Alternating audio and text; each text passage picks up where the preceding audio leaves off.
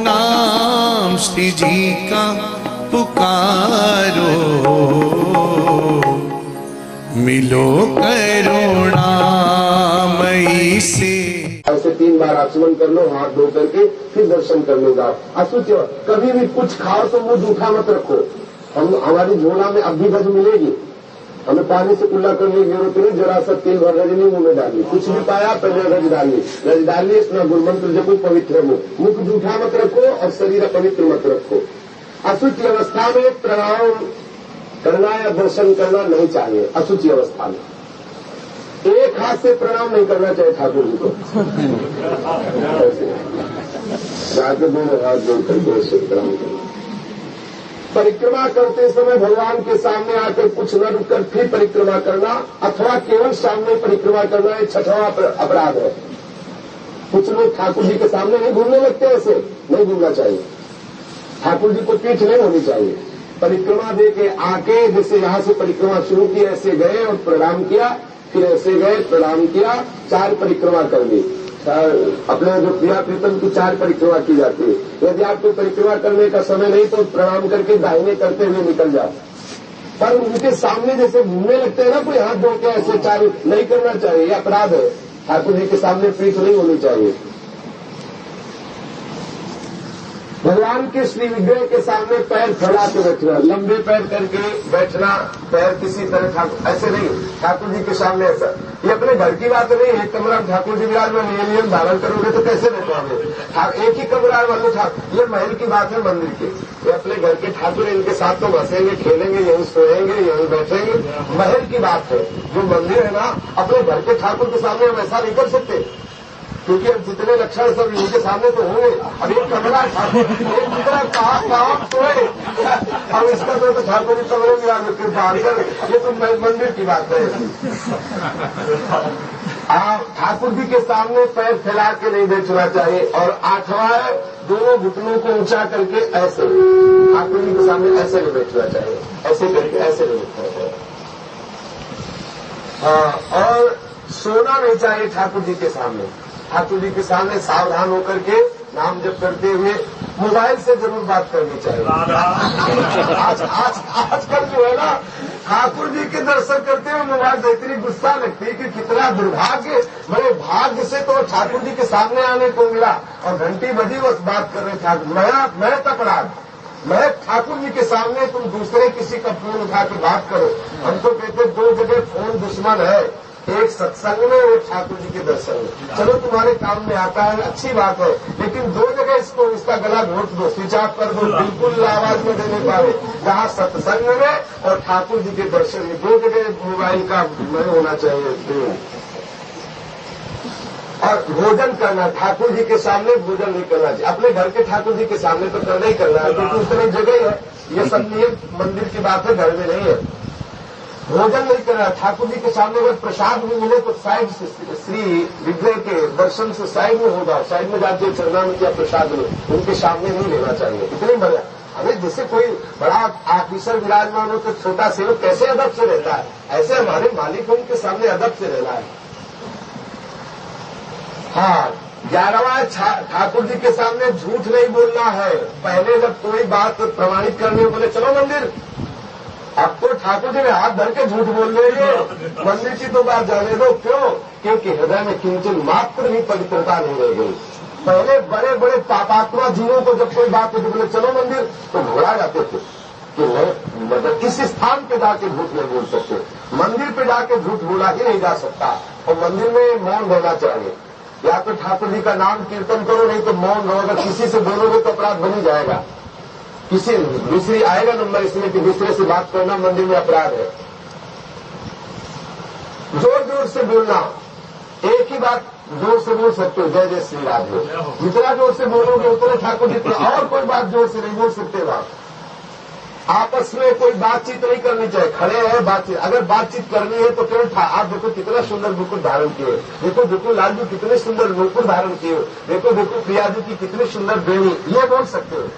अगर बोलना है तो ऐसा बोलो, संसारिक वार्ता नहीं करनी। वहां ठाकुर जी के सामने खड़े होते जोरों से चिल्लाना, आपस में बातचीत करना, और कलह करना, किसी को डांटना फटकारना ठाकुर जी के सामने नहीं।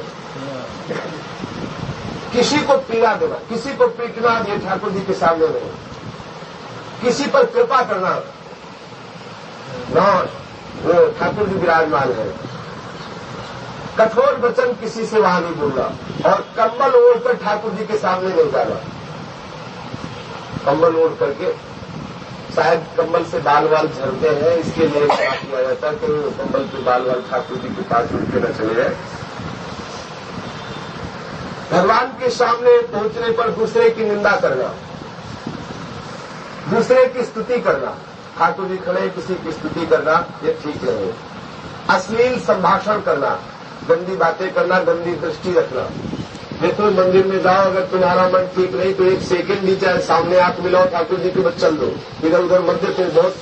वहां बहुत सारा महाराजाओं के पास कैसे रह जाता है, तो हमारे राजा रानी ही वृंदावन की प्रिया प्रीतम, जब सामने जाओ तो जितनी देर जाओ तो नख से सिख तक उनके दर्शन करो शांत भाव से। जब नेत्र थक जाए तो आंख मूंद लो, फिर दर्शन करो। अगर नेत्र उठे तो इस भावना से कि कोई साधु महात्मा तो नहीं विराजमान जिसके दर्शन कर लो, और कुछ मत देखो, फिर श्री जी के दर्शन करो। जब मन भर जाए तो आंख नीचे करके बाहर निकल जाओ, फिर किसी से बोलो, हंसो, बातें लगती है। किसी पर अनुग्रह भी नहीं करना, वहां कृपा भी नहीं करना।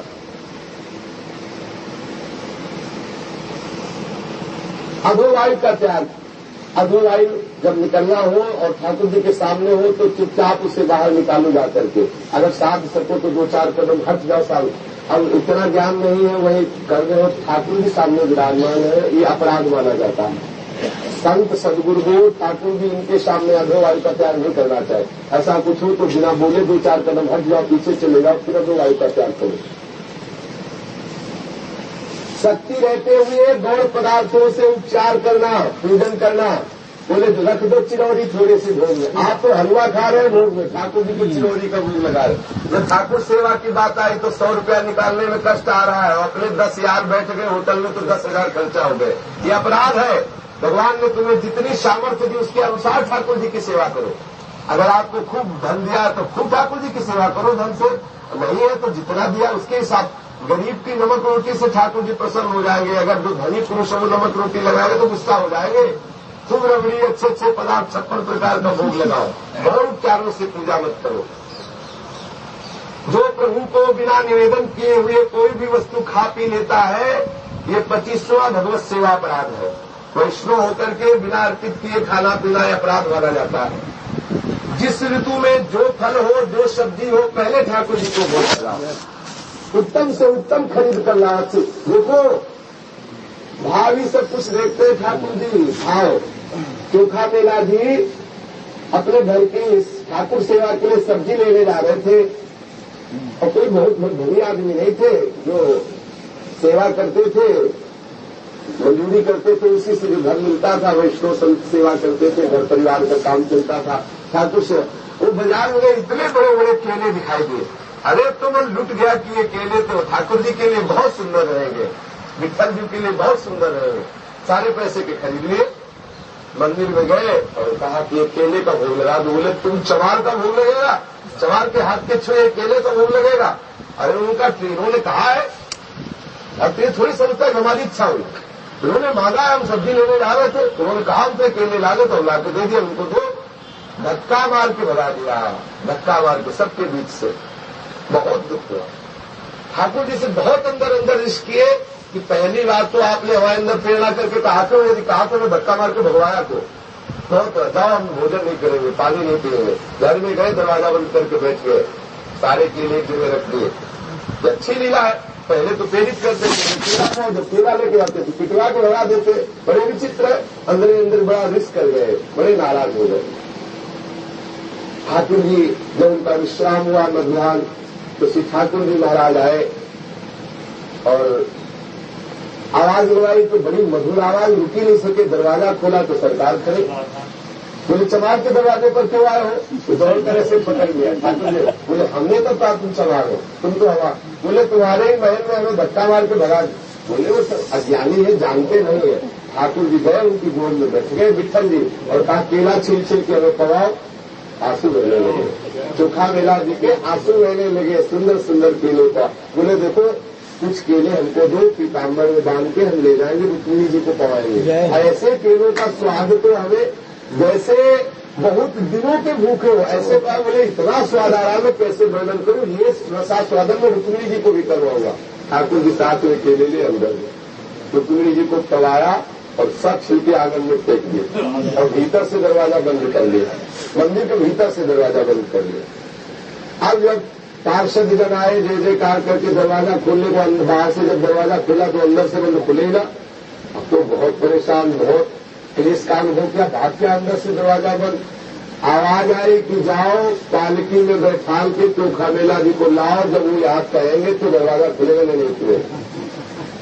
देख लो, पालकी में जाना, सवारी में जाना पहला अपराध है, आप पहली कृपा करें, क्योंकि ये सब अपने ब्रह्मत्व के अभिमान में आके चोखा मेला जी को चमार जाने के अपराध। ध्यान रखना, किसी वैष्णव के प्रति ऐसी भावना होगी कि है तो बाबा जी लेकिन ये चमार जाति का है, ये तो भंगी जाति का है, तो जान लेना कि तुम्हारी दुर्दशा पक्की निश्चित है।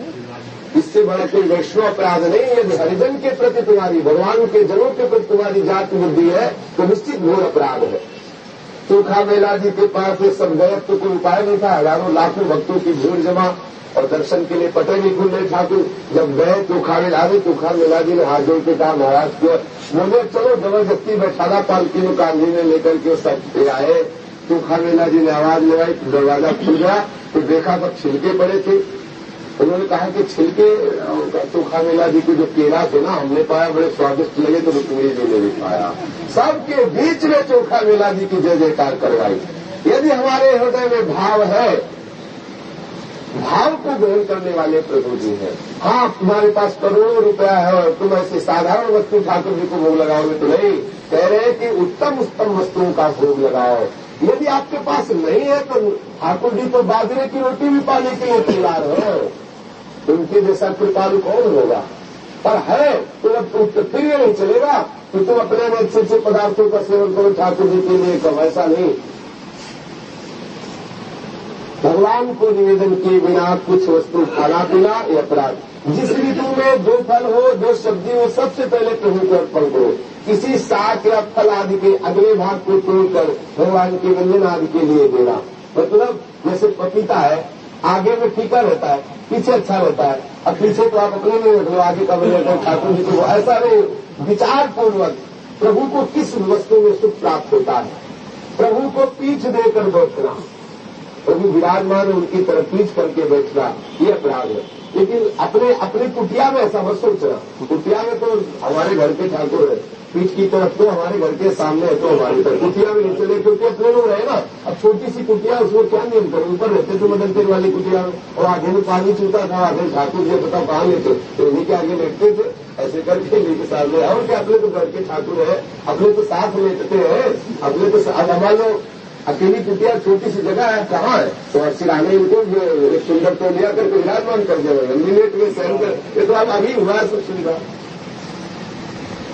गुरुदेव की अभ्यर्थना कर, जय बार गुरुदेव आवे कई बार उठ के खड़े हो जाए, इतनी मर्यादा रखनी चाहिए। गुरुजन जब पधारे, ये नहीं कि एक बार खड़े तो हो गए थे, शरीर किस लिए, उनके लिए तो तत्काल खड़े हो जाए। अगर वो ऐसा कह दें कि आप बैठे रहो तो कोई बात नहीं, उनकी आज्ञा का पालन करने के लिए बैठा है तो कोई बात नहीं। गुरुजन आवे तो अभ्यर्थना के लिए खड़ा, यदि खड़ा नहीं होता तो अपराध माना जाता है। प्रभु के सामने किसी को प्रणाम करना, जैसे मंदिर में श्री ठाकुर जी के श्रीविग्रह के सामने है, तो अगर कोई पूज्य जन है तो नेत्रों से ऐसे प्रणाम करके उस ठाकुर जी के दर्शन करो। जरूरत नहीं वहां जाके उनको प्रणाम, क्योंकि डिस्टर्ब होता है, पक्का होता है। जैसे कोई संत खड़े दर्शन करे, आप उनके पैर छूओगे तो प्रभु के दर्शन से वंचित होकर फिर तुम्हें देखेंगे ना, वो ये अपराध है, नहीं छूना चाहिए। दूर से देखा है, राधेश्याम मतलब दृष्टि से कर लिया, फिर प्रभु के आप रूप का आनंद लो और उनको भी आनंद। बाहर निकलते हाँ गुरुदेव भगवान यदि पधारे तो फिर ये नियम नहीं होगा, तत्काल उनको प्रणाम करना चाहिए। गुरुदेव भगवान को तत्काल प्रणाम करना चाहिए। गुरुदेव भगवान आए तो उनके सामने मौन नहीं रहना चाहिए, कुशल प्रश्न अभ्यर्थना करनी चाहिए, गुरुदेव से मौन नहीं रहना चाहिए। अपने मुख से कभी अपनी प्रशंसा नहीं करनी चाहिए। ये सेवा का 31वां अपराध है सेवा का। कि अपनी बड़ाई करना, जी हमको इतना सुंदर झूला डलवाया राधा वल्लभ जी ने, कितने साधुओं को भोग करवाया, ऐसा किया। अब तो पोस्टर छपवा देते, पहले से छपवा देते। ये अपराध है, ये सेवा अपराध है। और उनको बताओ सेवा अपराध है तो 5 लाख क्यों खर्चा करें? खर्चे नहीं करें वो तो इसीलिए खर्चा करें कि टीवी में निकले, पेपर में निकले कि अमुक भाटिया जी ने 4 लाख रुपए लगाए, बिहारी जी के उसमें 5 लाख लगाए। अपने मुख से अपनी प्रशंसा करना और किसी भी देवता की या किसी की भी निंदा करना, ये 32वां अपराध है। किसी की भी